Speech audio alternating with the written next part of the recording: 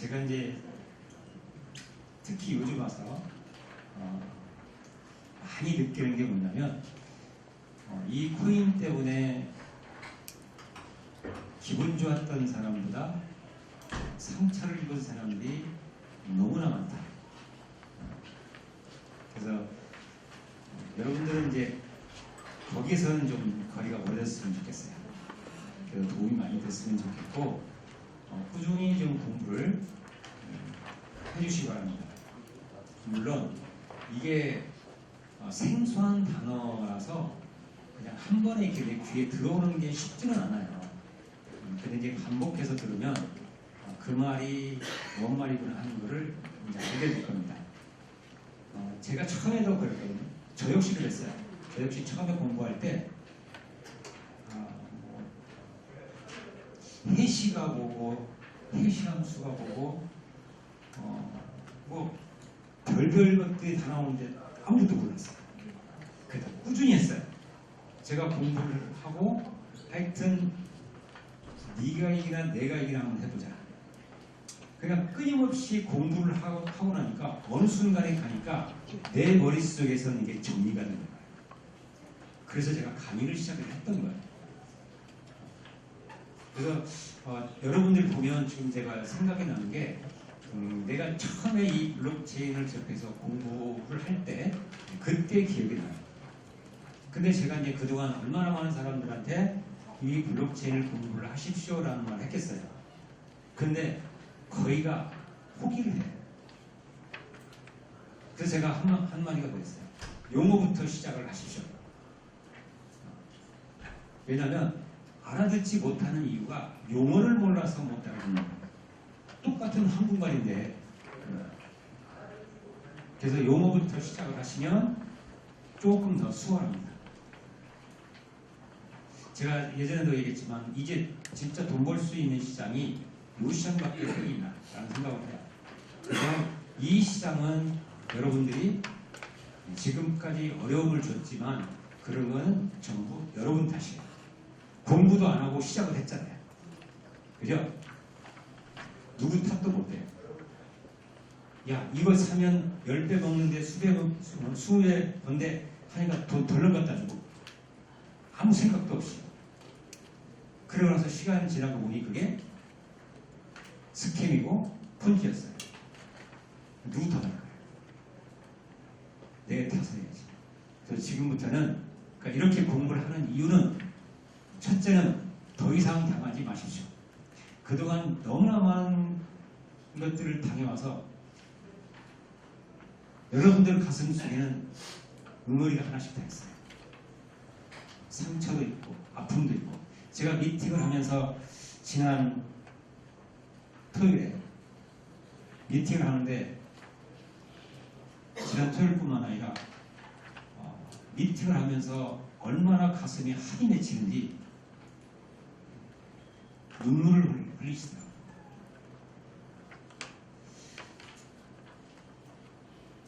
좀 가슴이 좀 뻥했어요. 얼마나 그게 응어리가 져 있으면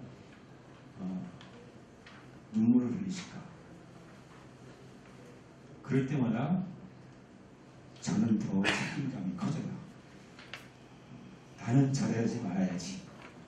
그러니까 딴 프로젝트들이 너무나 아픔을 줘서 저렇게 아파하는데 나마저 그러면 안 되겠지. 그래서 사실 토요일날 사실 그때 그냥 쓰러질 것처럼 사실 아팠어요. 근데 마음이 좀 편치 않더라고요. 그래서 이제 그런 일은 없었으면 좋겠다.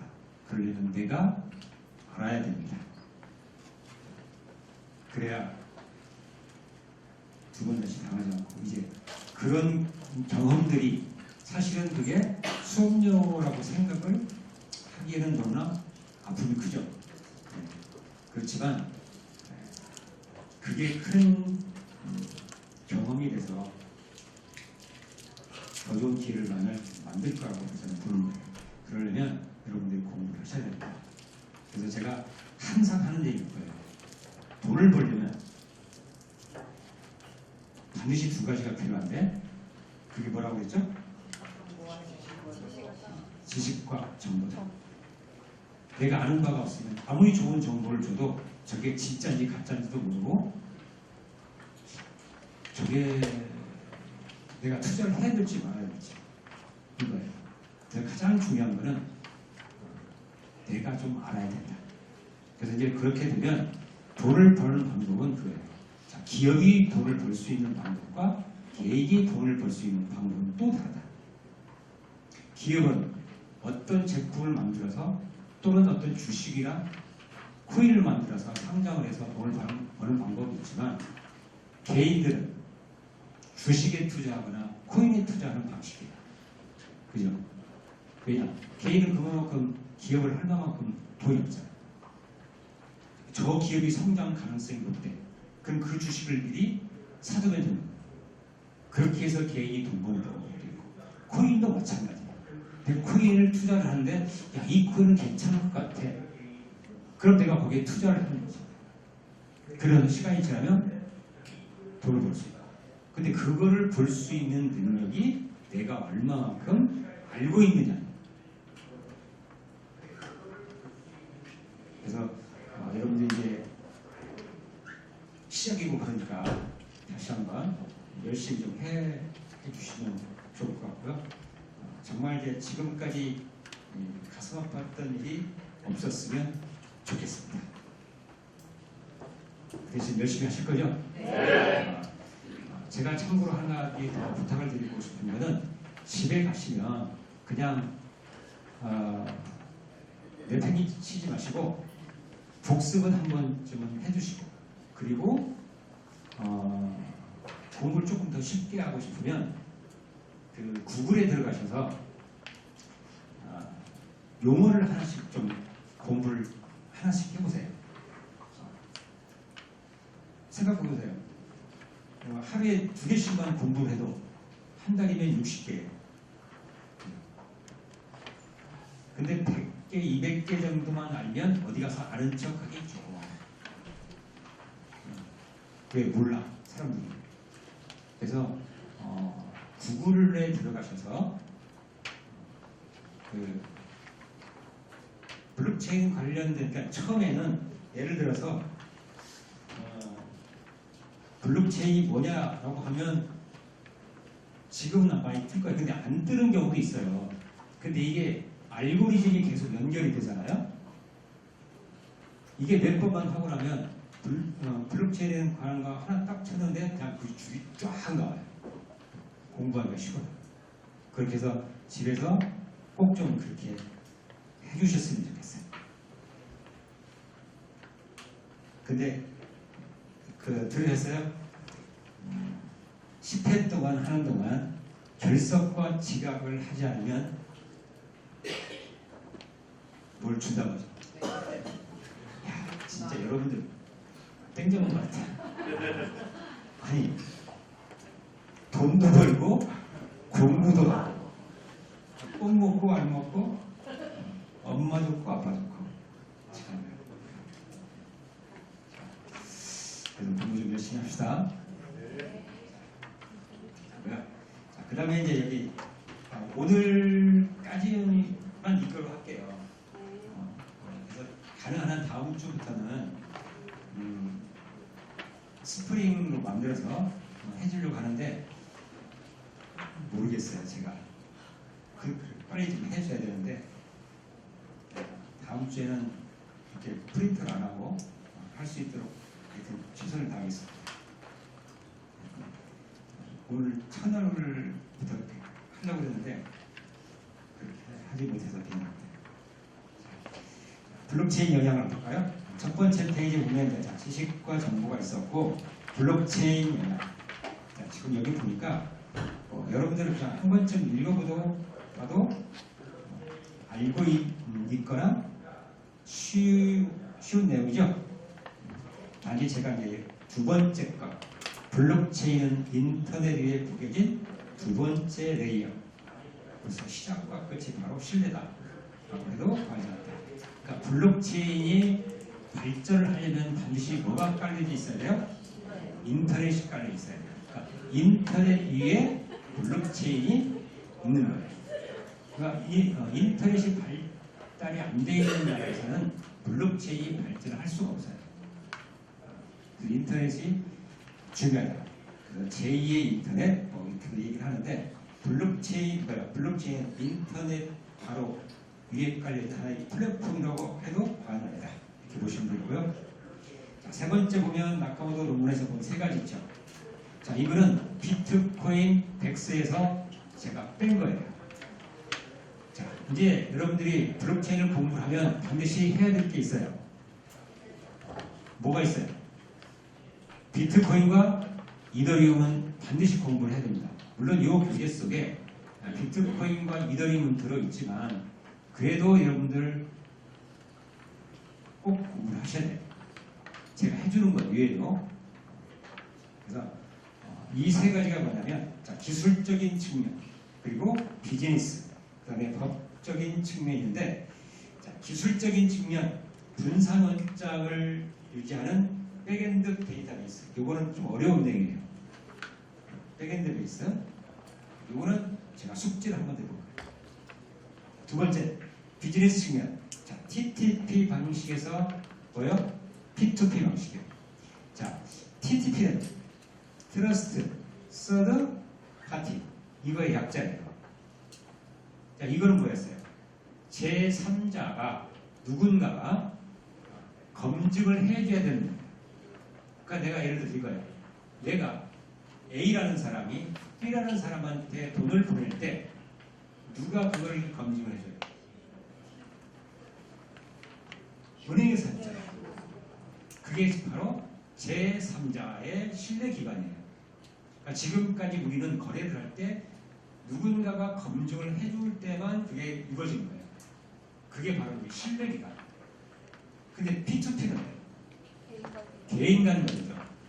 A에서 B로 직접 가요.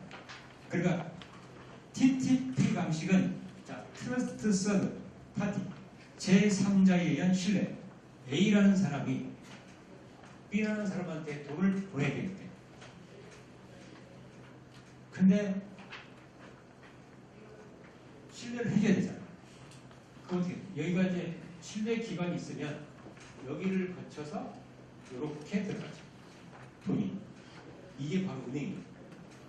은행이나 증권사. 그러니까 내가 내 친구한테나 내 가족 누군가에게 돈을 보내면 흔적이 남아있잖아요. 그래서 자녀들한테 또는 부부 사이라도 돈을 거래할 때는 잘해야 돼요. 부부 사이에는 10억인가요? 10억이 넘어가면 증여세가 나와요. 그럼 어떻게 해요? 돈 줄 때 잘 줘야 돼요. 나눠서 10년이 지나면 소멸이 돼요. 그럼 어떻게 돼요? 매년 1억씩을 줘요. 그럼 11년째 가도 계속 1억을 주면 증여세가 안 나오잖아요. 그러니까 증여세를 안 내려면 흔적을 가능한 한 안 남기는 게 좋다. 그럴 때는 뭘로 한다? 자, 이거는 TTP 방식이에요. P2P. 코인 사서 지갑으로 보내줘. 그러면 지겠어. 10억이 되든 100억이 되든 흔적이 안 남잖아. 그래서 강남의 일부 돈 있는 분들이 그거를 해요. 코인을 열심히. 근데 그 중에서도 또 어떤 코인? 자, 비트코인 갖고 상속을 해줘요. 근데 비트코인도 채굴에서 막 돌아다녔던 거래소를 돌아다녔던 개인을 돌아다녔던 어쨌든 채굴에서 막 여러 군데 돌아다녔어요. 그런 코인이고 지금 막 채굴에서 나온 코인이 있어요. 그런 분들은 어떤 거를 좋아하냐? 지금 막 채굴하고. 왜? 흔적이 안 남아요. 이 블록체인은 비트코인이 누구를 어떻게 이렇게 거쳐왔는데 다 추적이 돼요.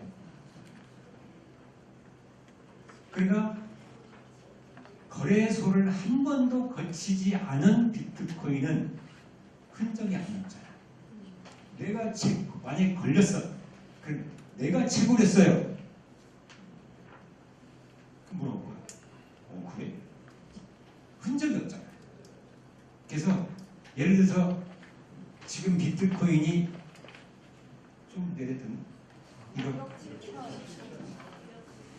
1억 7천인데 거래소를 한 번도 거치지 않은 것은 500에서 1000만 정도 더 줍니다. 흔적이 안 남아서. 그래서 그런 코인은 자기한테 딱 지갑에 넣어주는 거예요. 그러면 걸리지 않아요. 그런 경우 있어요. 그래서 여러분들도 이제 돈 좀 보셔가지고 자녀들한테 돈 좀 줄 때 비트코인 하나 정도는 그냥 던져줄 수 있는 정도 돼야 되는데 그 기회가 뭘까?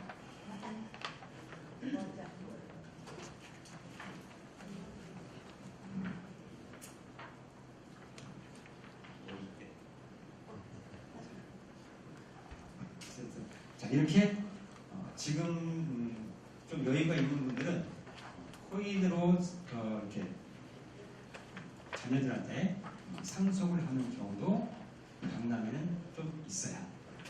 그래서 제가 나중에 또 알고 봤더니 아까 말한 것처럼 거래소를 한 번도 안 거친 코인 또 찾는 분들이 있더라고요. 그래서 가만히 생각하니까 야 그거 좋은 방법인데 흔적이 없잖아요. 내가 채굴했다는데 뭘 할까요? 그렇게도 하는 것도 있어요. 근데 하여튼 또 다른 얘기하면 또 시간 들어요. 어쨌든 비즈니스 측면에서 자, 이렇게 거래 방식이 달라진다.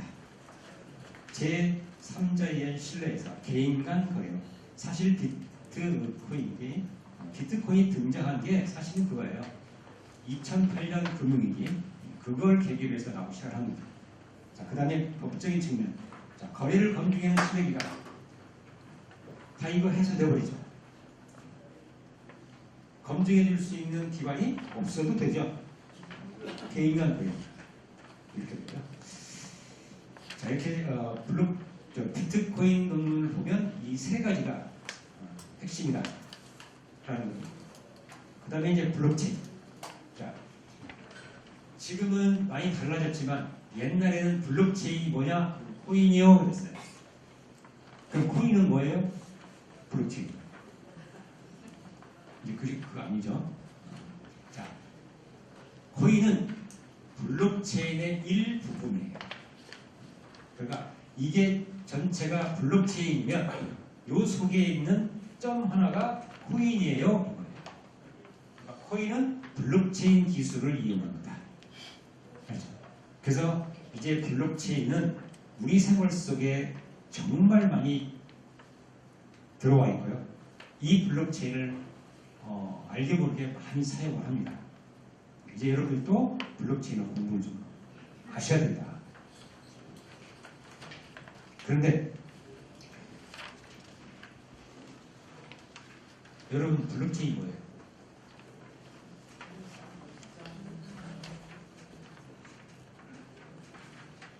블록체인 뭐라고 배웠어요?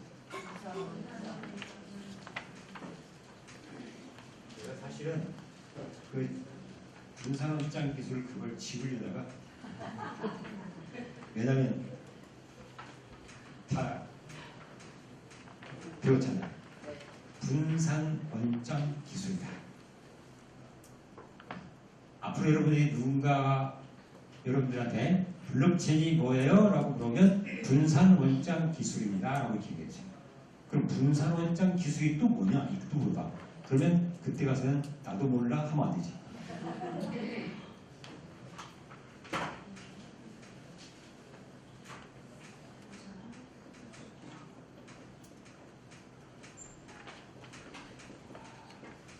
그래서 뭐라고 읽어요? 디스트리뷰트, 흩어지게 하다 분산시키다. 원점, 몇 점? 이거예요. 데이터 또는 정보. 은행으로 치면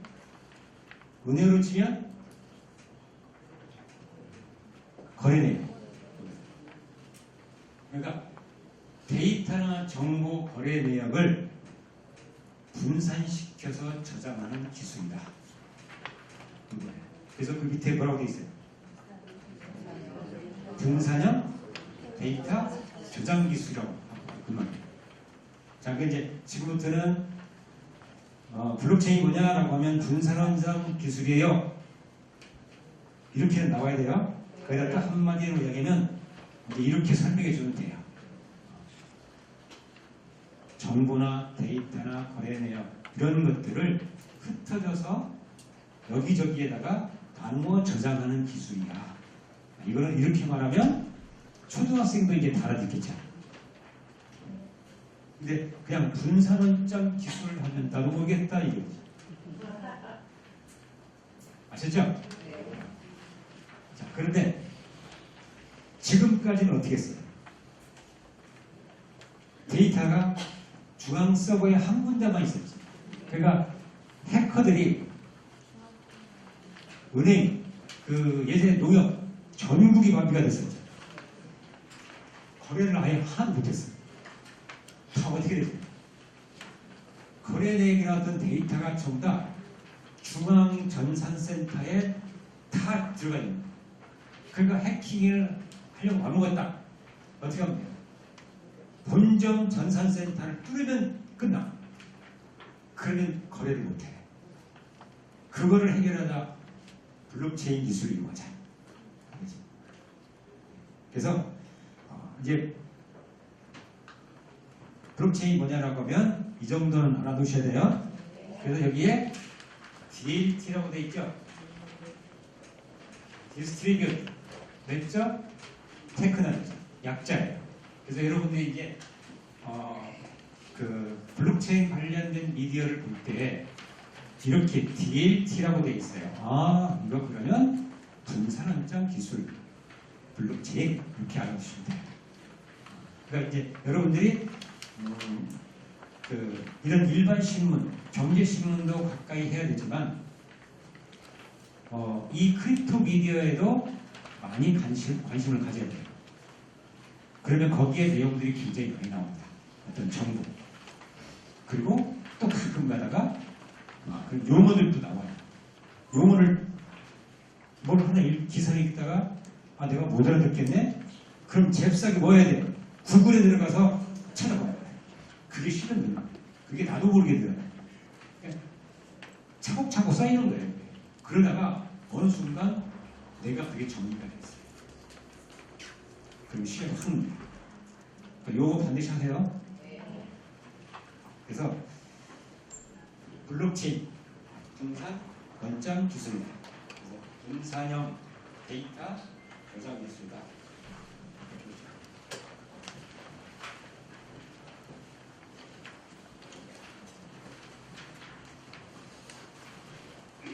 했는데 사실 이거 말고도 많아요. 근데 제가 지금 이걸 줄여놨어요. 그래서 탈중앙화. 지금까지는 뭐였어요? 중앙화였어요. 중앙화. 그러니까 모든 데이터가 한 곳에 다 모여있죠. 근데 탈중앙화는 여기저기다 다 나누는 거예요. 그게 바로 뭐였죠? 어떤 그런 코인이 하나 있는데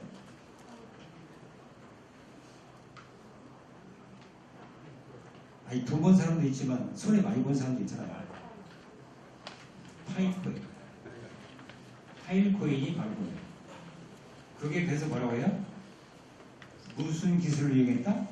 IPFS. Interplanetary File System. 그래서 IPFS. 이거예요.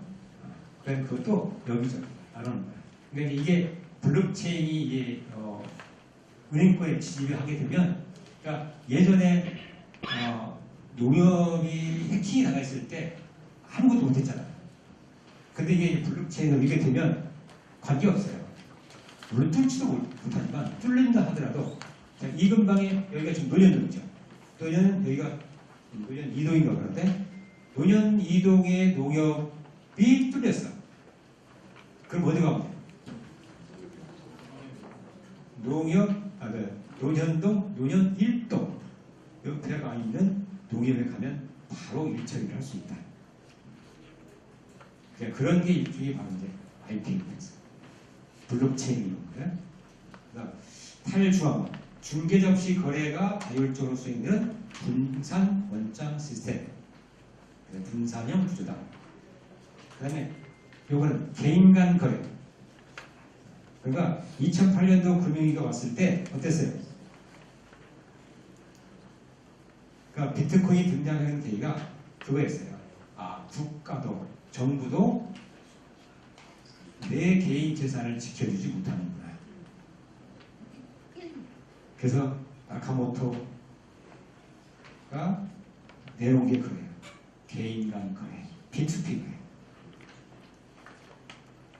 그럼 P2P로 하면 그 P2P로 거래가 되면 사실 정부는 세금을 뜯어내기가 그렇게 많지가 않아요.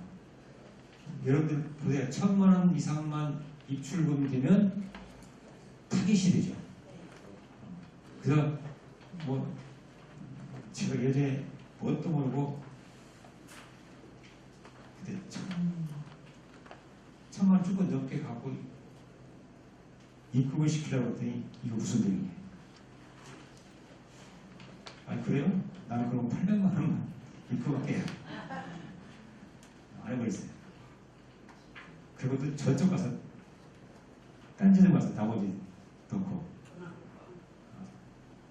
근데 좀 얘기해 보죠.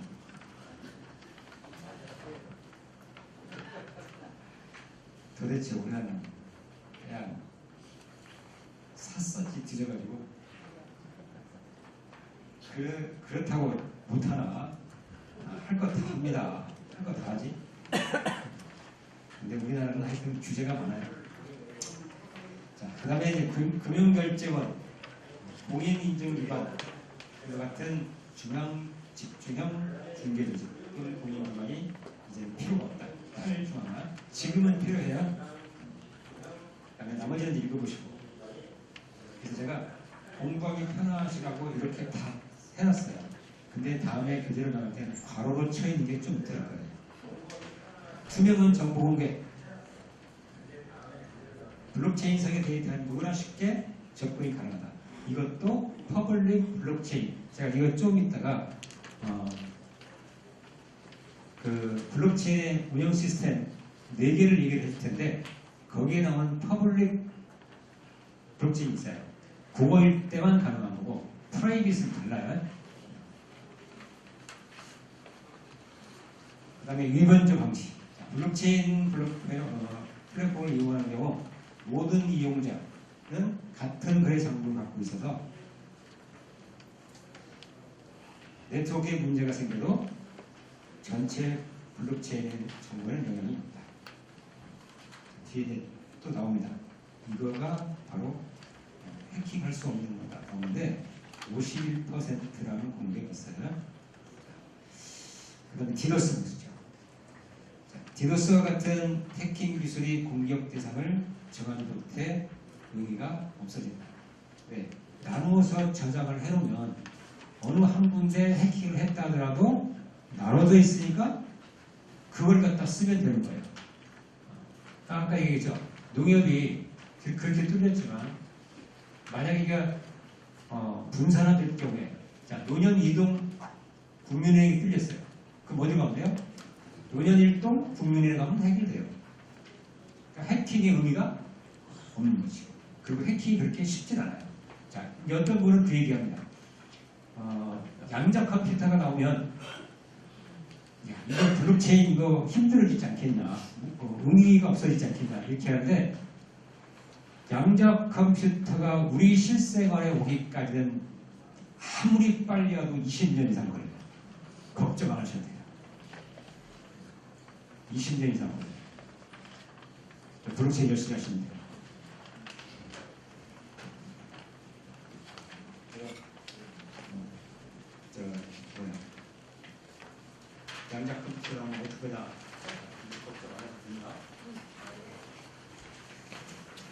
그래서 여기 위변제를 하기 위해서는 전세가 켜진 분산원자 51% 이상 공격을 해서 바꿔줍니다. 이게 바로 51% 공격이라고 하는 거예요. 내가 어떤 거를 바꾸고 싶대. 원점을. 그러면 어떻게 돼요? 전 세계에 흩어져 있는 노드들 거기를 다 찾아가서 다 고쳐야 돼. 그러면 그게 바뀌어요. 근데 그게 쉬운 일이에요? 어려워요. 거의 안 되는 일이에요. 그래서 이런 거를 51% 공격이라고 얘기하는 거예요. 그래서 위변조가 거의 불가능하다라고 보시면 되는 거고요. 그 나머지를 보세요. 그 다음에 이제 검증에서 비잔틴 장애 방지. 이거 많이 들어보죠. 비잔틴 장군? 혹시 들어보셨나요?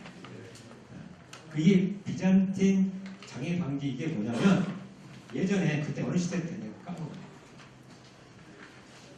어느 성을 공격을 해야 되는데 여기를 공격을 해야 되겠는데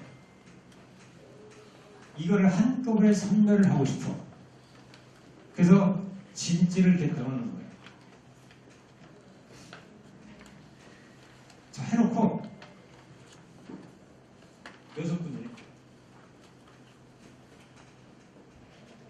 6군에서 여기를 동시에 공격을 하는 거예요.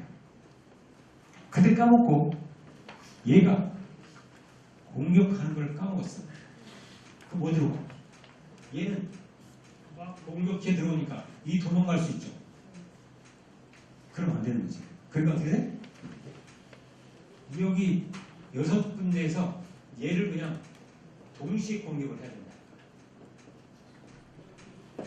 이게 바로 비잔틴 장벽이 여기서 따온 거예요.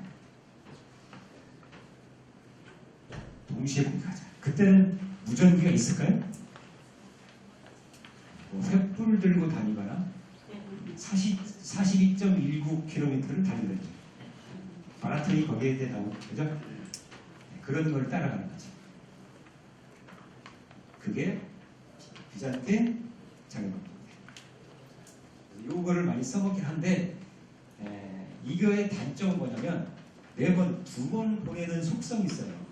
그러면 뭐가 많이 나와요? 가스비가 많이 나와요. 수수료가. 그럼 수수료가 많이 나온다. 이건 둘째치고 해도 트래픽이 많이 일어나죠. 트랜잭션이. 그럼 좋아요 안 좋아요? 이런 단점을 갖고 있다.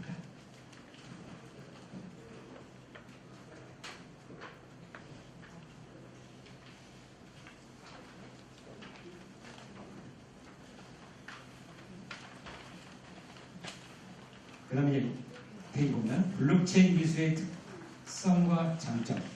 오늘은 진짜 쉬운 거 하는 거예요. 아시죠? 이거는 진짜 집에서 혼자 해도 되는 부분이에요.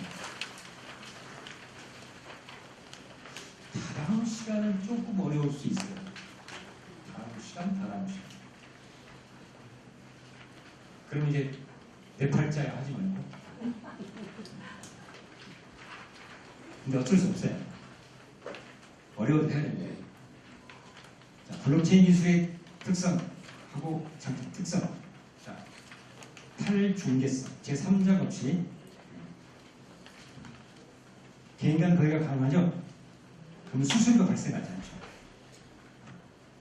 뭐 수수료가 나와도 조금밖에 안 나옵니다. 그 다음에 보안이 또 뛰어나죠. 자, 보안을 하게 되면 이건 해커들이 접근 못하지. 근데 이건 좀 더 뒤에 가서 얘기할게요. 채굴 방식에 따라서 보안성이 강해지는 게 있고 약한 게 있어요. 자, 참고로 그냥 얘기를 해보면 이더리움이 보안이 좋아야 봐요. 다른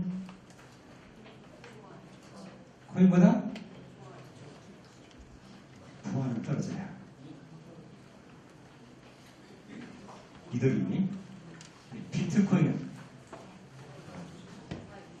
좋습니다. 그 채굴 방식에서도 그렇고요. 그 다음에 개발 언어가 달라요.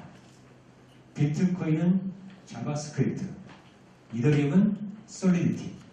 근데 솔리디티가 한번 해킹이 당한 적 있지. 그래서 이더리움은 보안에 좀 취약한 면이 있어요.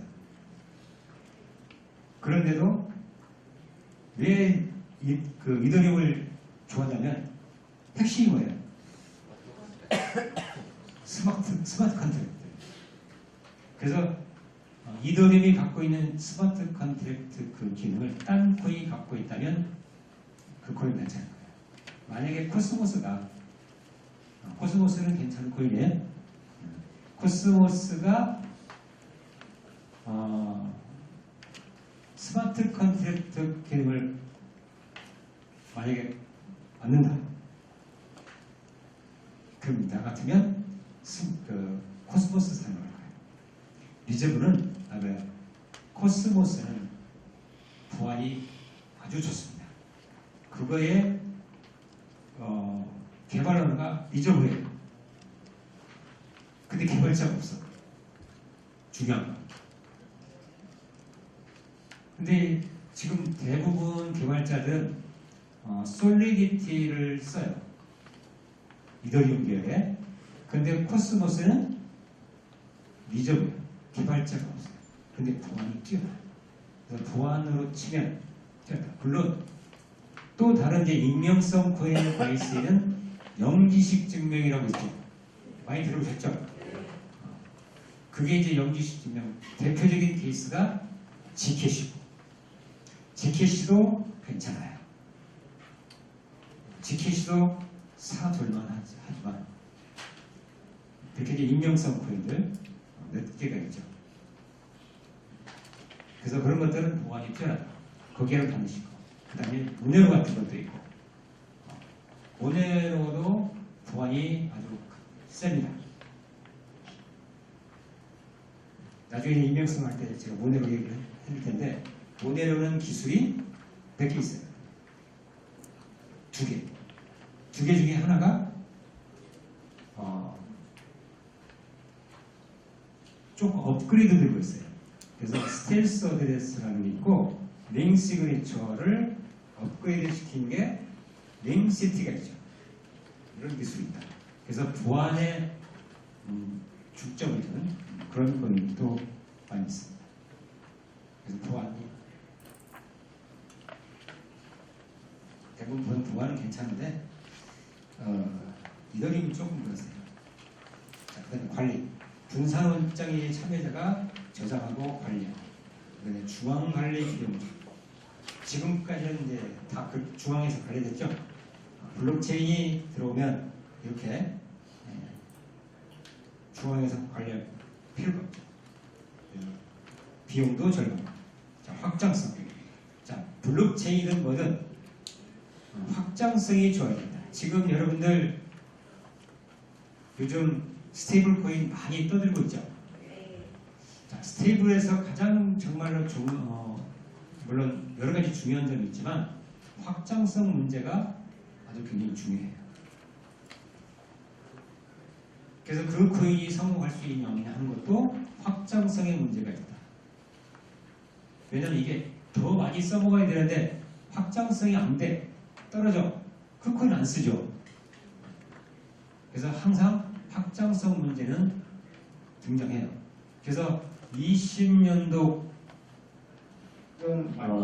어떤 사람들이 갔냐면 금융감독위원회나 금융감독원에서 정년 퇴직한 분들이 거기 가 계세요.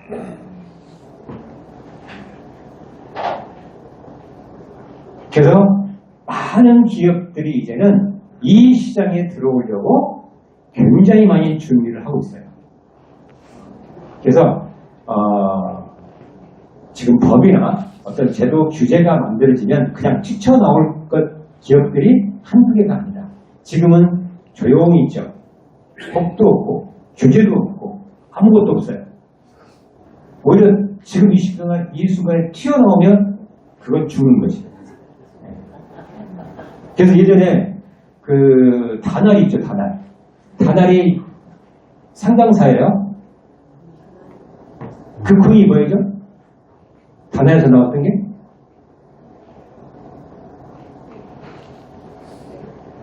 19년, 20년 그때 페이콘.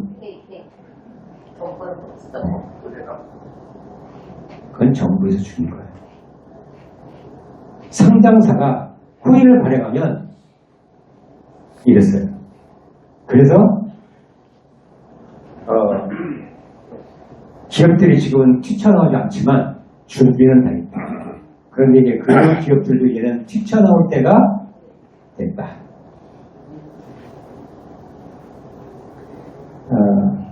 그러면서 이제 정부에서는 나온다고 하죠. 뭐가? 스테이블 코인이 나온다는데 사실은 미국 트럼프가 고맙긴 해요. 그죠? 트럼프가 일기 때는 정말로 부정적이었어요. 근데 어느 날 갑자기 트럼프가 NFT를 발행하는데 얘가 이상하다. 그러더니 대선이 되면서 어떻게 됐어요? 막 밈코인 만들어갖고 수조 벌었을 거예요. 근데 미국이 민주당도 똑같았어요. 민주당도 이제 이 크립토 시장으로 들어오자 이렇게 했어요. 그래서 코인베이스의 핵심 인물 두 사람이 민주당 쪽으로 갔어요. 그래서 미국의 정치가 이제 바뀌기 시작하는 거예요. 그게 뭐냐? 그래서 심지어 이런 말이 들었어요. 만약에 비트코인을 200개만 갖고 있으면 시민권을 그냥 주겠다. 이런 말까지 나들었어요. 왜? 지금 현재 비트코인은 누가 많이 갖고 있어요? 중국이 60% 이상 가지고 있어요. 그거를 뺏어오겠다. 그러려면 200개 이상 갖고 있으면 시민권 줍니다. 어떻게든 가져와야 되니까. 근데 200개면 얼마예요?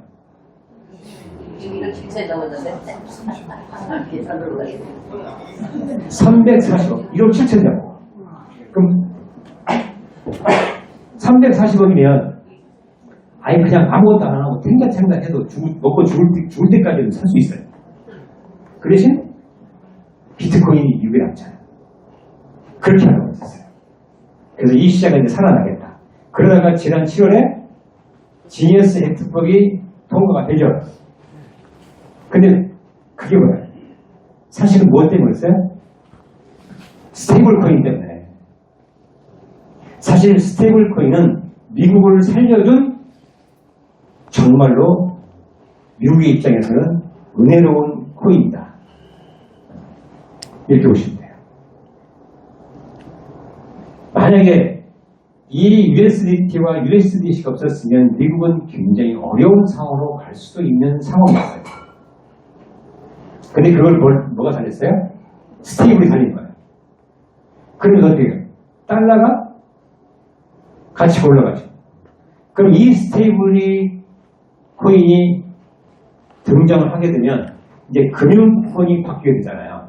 그래서 그 지니어스 액트법이 통과되면서 미국의 자산이 세 가지로 분류가 되는 거예요. 전에는 몇 개 있어요? 2개. 그게 뭐야? 증권, 상품. 근데 이게 요게 지니어스 법이 통과되면서 디지털 자산이 딱 3개가 되는 거예요. 요 3개는 그러면 이제 이 시장에서 커버할 수 있는 게 뭐예요? 디파이야. 자, 잘 보세요. 디파이, 스테이블 코인, RWA. 그 다음에 가져갈 수 있는 그걸 바탕으로 만들어져 가야 되는 게 다오예요. 그럼 여러분들 스테이블 코인 공부해야 돼요. RWA 공부해야죠. 디파이도 공부해야 돼. 다오는 여기 있으면 돼요. 그래서 사실 제가 어제 오늘 아침까지도 학습 오느라고 했는데 이제 공부를 좀 하셔라. 이제 이 시장을 늘렸어요. 자, 그러면 제가 어떻게 만들 거냐? 이 루민트는 이 루민트는 이 프로젝트가 끝난다고 해서 끝나는 게 아니라 자, 프로젝트 끝난다 하더라도 제가 디파이에 관심을 많이 두는 것도 바로 그런 거예요. 여러분들이 이 루민트 프로젝트가 끝나면 할 거 있을 것 같아요? 없을 것 같아요? 대부분 없을 것 같은데. 자, 이제 여러분들이 요 루민트에 들어오면 루민트 프로젝트가 끝나도 다른 일을 안 해도 된다. 제가 만들고자 하는 게 바로 그거예요. 그럼 이 프로젝트 안에만 계속 있으면 먹고 사는 데는 지장입니다. 그거를 만들어야 되는 게 이제 저 입장이다 보니까 그러려면 반드시 뭐가 필요해요? DeFi가 필요한 거예요. 그리고 RW, 타오, 스테이블코인. 근데 우리나라는 이제 스테이블코인 만들죠. 자, 스테이블코인을 만들 때 어떤 형태로 만들지는 모르겠어요. 우리나라에서. 자, 그런데 제가 볼 때는 정부가 안 끼어들래 안 끼어들 수는 없을 거다. 이렇게 보고 있어요. 사실 제가 원하는 건 그건 아닌데 제가 원하는 건 스테이블코인은 자본시장 무대에 둬야 된다고 생각하는데 분명히 끼어들 거라고 보는 거예요. 왜냐? 거기가 돈이야. 정부는 돈이 되면 끼어끼게 돼 있어요. 야, 니네 잘 먹고 잘 살아 이러진 않잖아. 왜? 일단 힘은 정부가 있으니까. 그래서 숟가락이라도 얹어 놓으면 돈이 들어오잖아요. 사실 그거예요. 안 하네. 이 얘기가 또 이제 전국 가는 얘기가 되었고. 어쨌든. 자, 그러면 DeFi는 여러분들이 공부를 좀 많이 하셔야 돼요.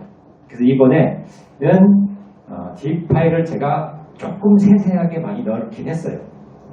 제가 DeFi를 지난 시간에는 안 했죠. 지난번에는 DeFi를 내가 좀 많이 넣었고요.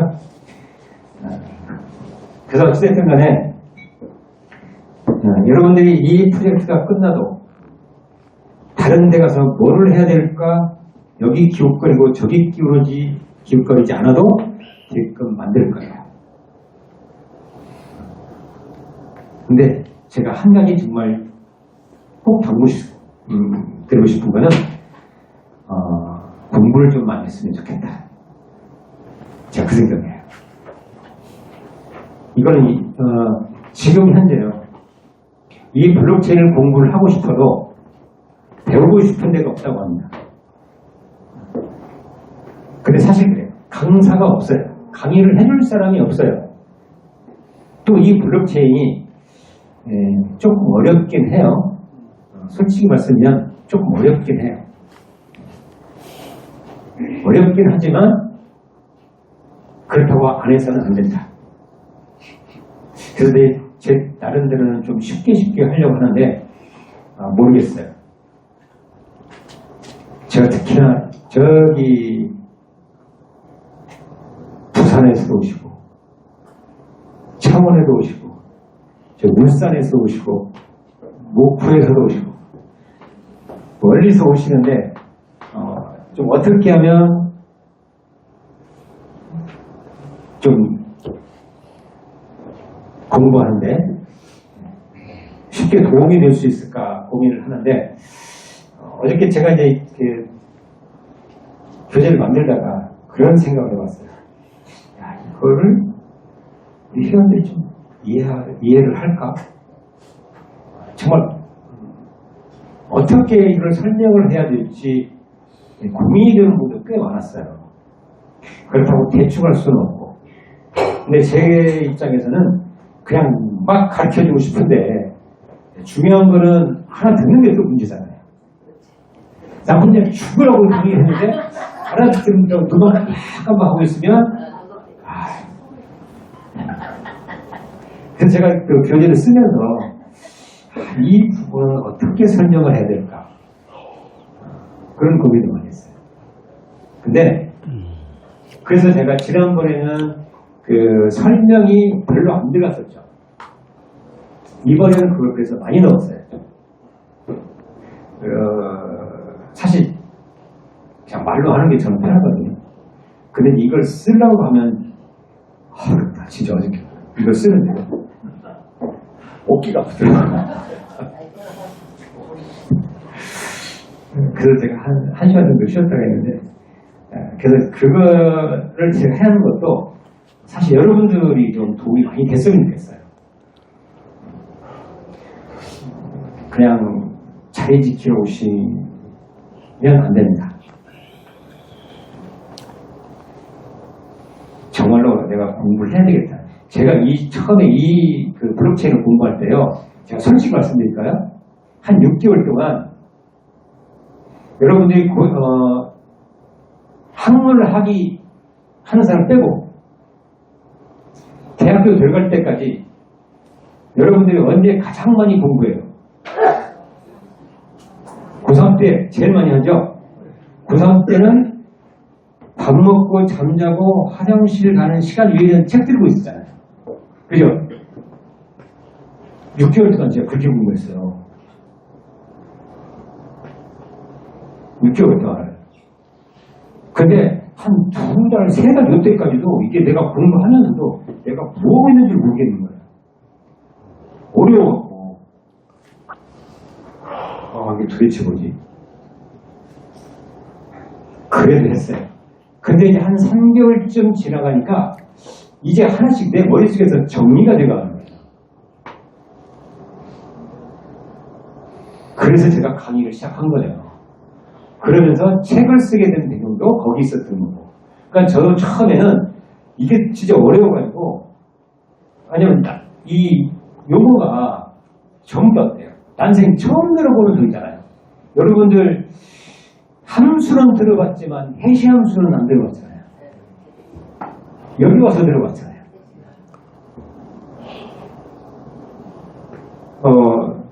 또 그것만 있나요? 하긴 이제 웹3 이런 것들 많이 들어봤죠. 근데 웹3가 하여튼 뭔지는 모르겠지만 많이는 들어봤어요. 그래도 들어본 것만 다행이에요. 메타버스도 들어가고. 아이고, 메타버스 손해 보셨어요?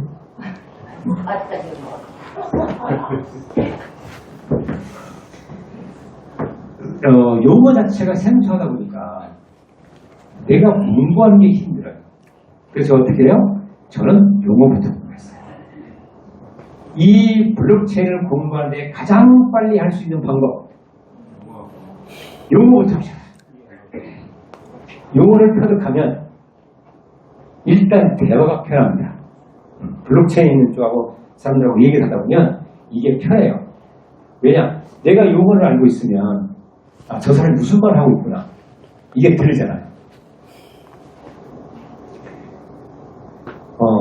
근데 용어를 모르면 말은 하긴 하는데 저 사람이 도대체 무슨 말을 하나. 네. 그래서 이제 그러니까 모르겠어요. 이거는 제가 만든 건 아닌데 저쪽 KDC에서 만든 용어집이 있어요. 근데 그 용어집이 마음에는 들지는 않아요. 좀 그거를 뒤에다가 교재 뒤에다 붙여서 둘까 생각을 해요. 좀 도움은 되시라고. 그래서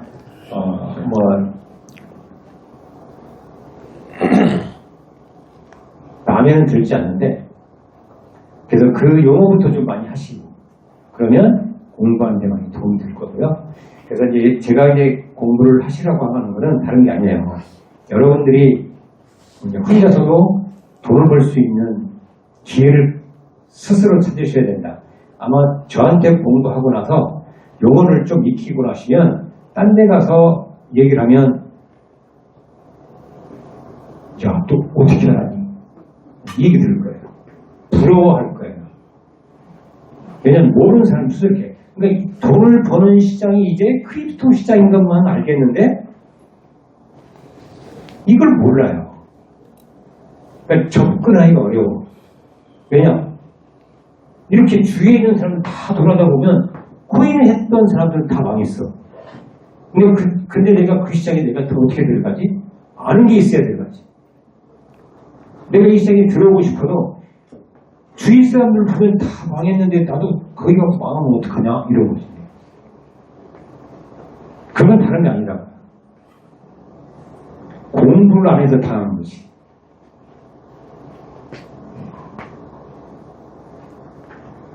공부를 제가 계속 주장하는 게 바로 그거예요. 그러면 이제 보는 시야가 달라져요.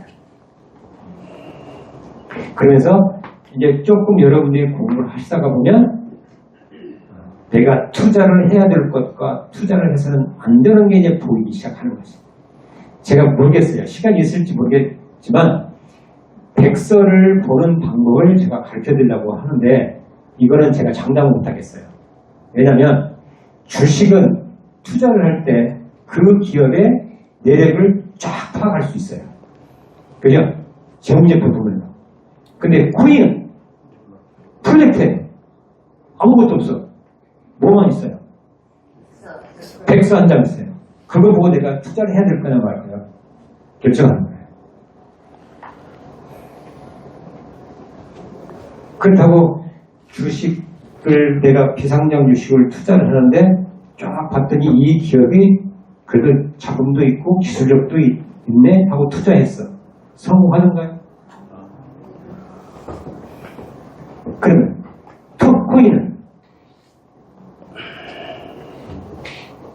코인 이렇게 주식을 했던 사람은요 이 크립토장 코인 시장을 못 들어와요. 왜? 보이는 종이 한 장, 백서 하나. 야, 여기는 기술도 있고 자금도 있고 회사도 있는데 여기는 종이 한 장 갖고 한데 이건 사기 아니야? 이렇게 합니다. 그래서 진입을 못해요. 근데 돈을 벌 수 있는 시장은 이 시장밖에 없다. 근데 이 시장에 들어오려고 하니 아는 게 있어야지. 여기저기 다 둘러봐도 코인이 하고 망한 사람만 수두룩하지 돈 번 사람이 없어. 그러면 못 들어오는 거야. 자기 책임이지. 왜 공부 안 해? 그래서 공부를 하죠. 그래서 제가 강의를 해드리는 게 바로 그거예요. 그래서 원래 자리로 돌아가서 자, 루민트는 여러분들한테 결코 실망시키지는 않을 겁니다. 제가 분명히 말씀드리지만 여기에 참여하시는 이 로드에 참여하시는 여러분들은 반드시 좋은 결과가 있을 거고요. 기대를 충분히 하셔도 됩니다. 제가 말씀드린 건데 이 루민트 지금 9월 27일 날 상장한다고 해도 좀 늦어졌어요. 그거 신경 쓰지 마세요. 걱정 안 하셔도 돼요. 그렇죠? 상장 안 하고 우리가 멈춰려고 했으면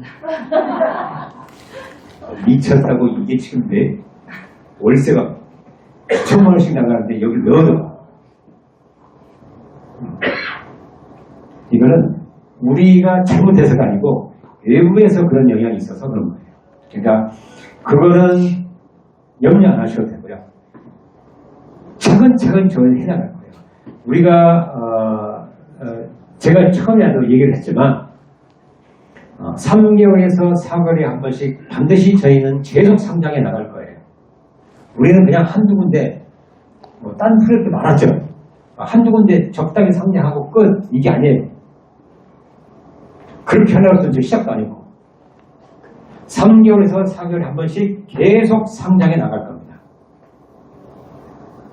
계속 상장해 나가고 그리고 탑 찍고 탑이 어디야?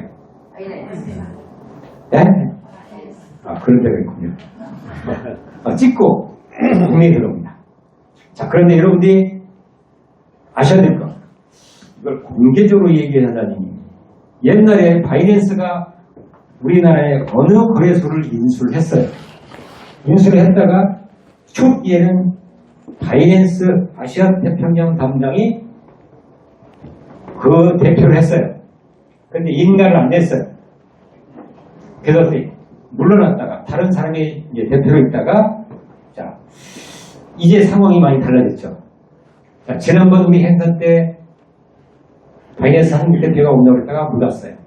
자, 중요한 인물이 한국에 왔습니다. 정부의 중요 인사들을 다 만났어요. 그 사람 누군지 모르겠어요. 두루두루 만나고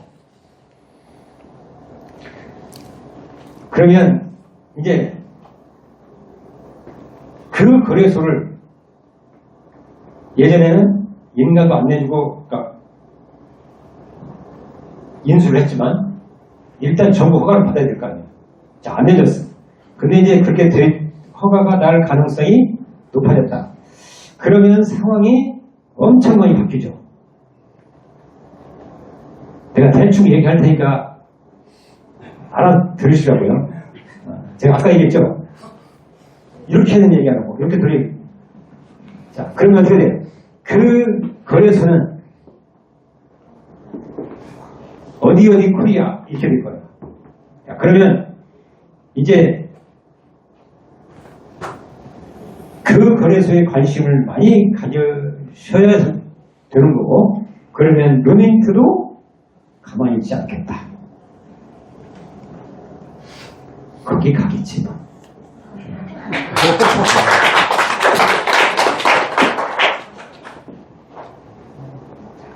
그 다음에 아까도 얘기했어요. 자, 싱가포르 여기에 행사를 하려고 하는데 거기에 참여하시는 분들이 누가 참여할 거냐? 지난번에 27날 참여했던 사람들은 이제 급이 달라. 그러면 조금 그레이드가 높겠죠. 그레이드가 좀 높으면 그만큼 루인트가 어떻게 되겠어요? 조금 이렇게 올라갈 거예요. 그러면 이제 아까 얘기한 것처럼 계속 3개월에서 4개월에 걸쳐서 상장한다고 했는데 어느 하나만 빼고 다 갈 수 있겠다 이런 생각이 들어요. 상장되는 거래소는. 그러면 이제 대충 감을 잡아야지. 그것이 어딘데요? 하면 안 돼.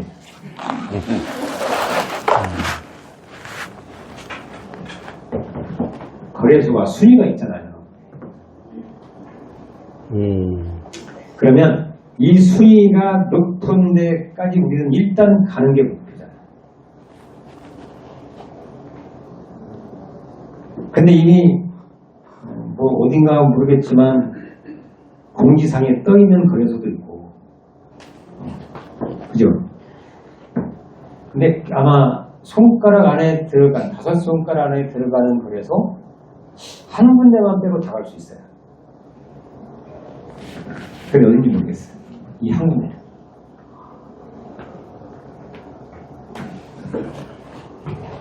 그거는 여러분들이 잘 생각해 보시면 답이 나와요.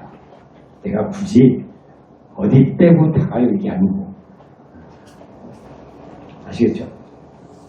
그래서 우리는 계속 준비해 나갈 거고요. 그리고 난 다음에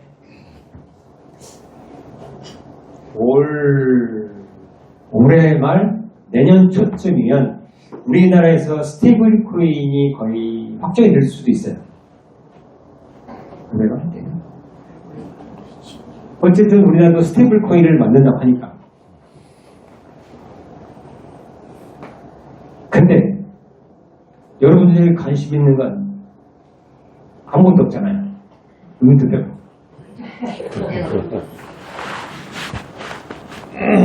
루민트 잘 나가요. 스테이블이 결정이 되면 루민트는 잘 나갈 수 있어요. 그리고 저는 이제 어떻게 할 거야? 금융 메커니즘을 이용한 RWA. 저 여기 집중할 거예요. 나머지는 웬만큼 지금 잘 하고 있어요. 제가 가장 지금 이종건 박사하고 저하고 가장 많이 고민하는 게 이 루민트를 어떻게 금융 메커니즘을 이용한 RWA로 탄생을 시킬 거냐. 그 내용이 중요해요. 그거는 지금 이종건 박사하고 저하고 머리 싸매고 있어요. 근데 좋은 일이 많이 있을 것 같아요. 제가 그래서 그랬죠. 여러분들이 이 루멘트 프로젝트가 끝나면 끝나는 게 아니고 또 다른 시작이다.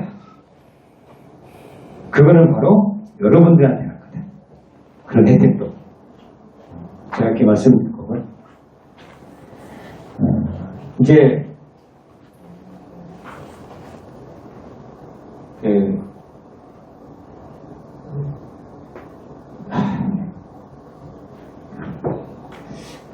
말씀드릴 게 참 너무 많은데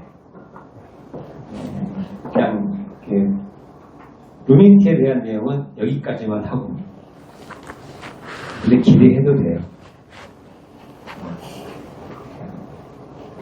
웃으시고 기다리시면 됩니다. 네, 하나씩 튕겨 나올 때마다 이제 가슴 설레일 일들이 남았다. 다만 제가 지금은 자제를 해야 될 때다. 이렇게 말씀드리고요. 그 다음에 제가 이제 꼭 당부드리고 싶은 거. 다음 주 월요일부터 블록체인 강의가 시작이 되는데 빠지지 마시고 등록을 하신 분들은 지각하지 마시고 결석하지 마시고 그러면 여러분들이 20만 원씩 냈다면 근데 50만 원 준다고 그래? 이건 먹고 안 먹고 20만 원 냈더니 50만 원 준대. 근데 공부까지 하네? 지금 근데 20만 원 여러분 내는 거 있죠? 저한테는 단 1원도 안 줬어요. 안 준대. 니들 먼저 해야지. 저는 단지 여러분들이 공부만 열심히 해주셨으면 그래서 루멘트 프로젝트에 들어갔더니 내가 이렇게 성장했어. 이런 것만 보여주시면 제가 바라는 게 그거밖에 없어요. 그래서 조금 내용이 어쩔 수 없어요. 어려울 수는 있지만 반드시 또 해야 되는 게 이 블록체인이다. 그래서 힘드시겠지만 결석하지 마시고 공부를 좀 하시면 좋겠다는 생각이 들고요. 그리고 아까도 제가 말씀드렸지만 이 루멘트를 갖고 어디 가서 얘기를 할 때 자신 있게 얘기하시고 기분 나쁘시면 그냥 나오세요. 안 봐도 돼요. 그리고 좀 제가 예전에 한번 얘기했죠. 내가 그걸 만들어야 돼 속이 편하겠는데 아직 지금 조금 더 기다려야 될 것 같은데 한 가지가 있어요. 이 루멘트를 자기 걸로 만들기 위해서는 제가 무슨 말을 했었죠? 기억나요?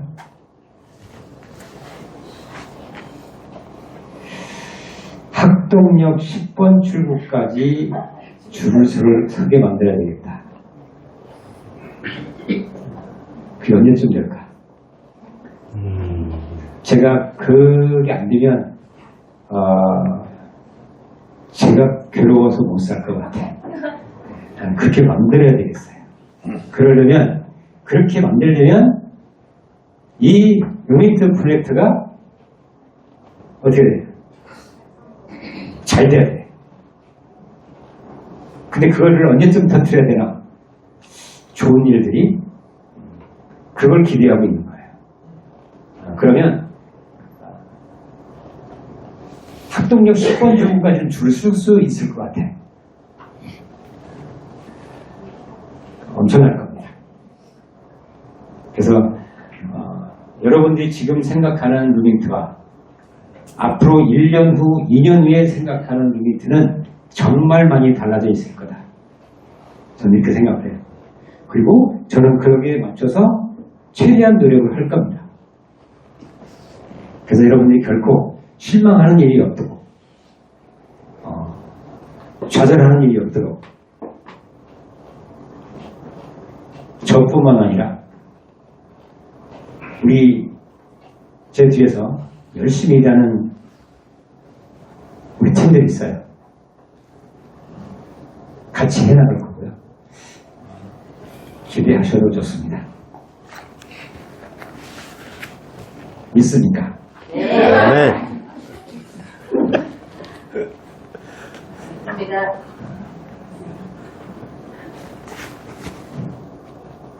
저기 조금이라도 혹시라도 하나만 물어볼게요. 조금이라도 나는 그래 믿음이 안 가시는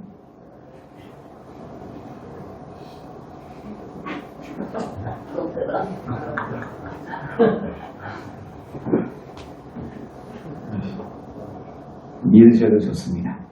그거는 시간이 지나면 여러분들 스스로가 아시게 될 거예요. 또 그렇게 만들 겁니다. 그래서 시간이 지나면 지날수록 야 내가 정말 루민트를 잘하는 것 같아. 그래서 나에게 루민트를 알려준 그분에게 정말로 고맙다라는 말을 꼭 하게 만들 겁니다. 그런 말씀을 할 준비만 하고 계십시오. 아셨죠? 네. 자, 오늘 이렇게 연휴 동안 좀 이렇게 쉬셔야 될 텐데, 이렇게 와주셔서 고맙고요. 또, 여러분들이 이렇게, 저는 이렇게 받아들여요. 루민트에 대한 열정이 대단하시다. 그런 만큼 저 역시 그 이상의 보답을 할 수 있도록 노력을 해야 되겠다.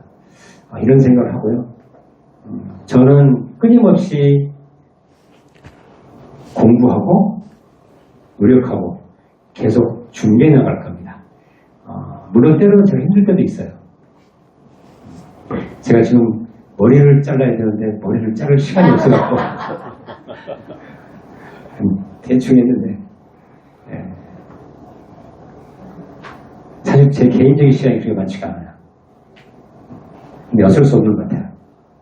그래서 여러분들이 기대하는 것 그 이상으로 저희가 해낼 겁니다. 만약에 그렇게 안 되면 제가 죽을 것 같아요. 미칠 것 같아요. 저는 한번 시작하면 끝장을 봐야 되는 그런 게 있어서 그래서 제가 어렸을 때도 그런 습관이 있어요. 어렸을 때 저희 어머니한테 제일 많이 맞은 데가 병을 제일 많이 맞았어요. 수학 문제를 한 문제 풀다가 안 풀리면 풀릴 때까지 밥을 안 먹었으니까. 그 어머니는 밥상을 차려놓고 밥 먹어라 30분 동안 그러면 어머니가 열받았을 것 같아요. 지금 생각해보니까. 근데 나는 이 문제를 내가 풀어야 내가 직성이 풀리겠는데. 그래갖고 어렸을 때 저의 등은 우리 어머니의 샌드백이었어요. 엄청 많았어요. 근데 그것 때문에 제가 어머니한테 혼난 적도 없는 것 같아요. 그래서 여러분들이 기대하는 것 그 이상으로 저희가 만들어낼 거고요. 충분히 기대를 하실 만큼 저희가 하겠습니다. 그리고 아마 계속 좋은 일들이 조금씩 하나씩 이제 튀쳐나오기 시작을 할 거예요. 그 시점은 아마 12월 정도 되지 않을까? 12월이요? 네. 하여튼 오늘 고생하셨습니다. 멀리서 오셨습니다. 감사합니다.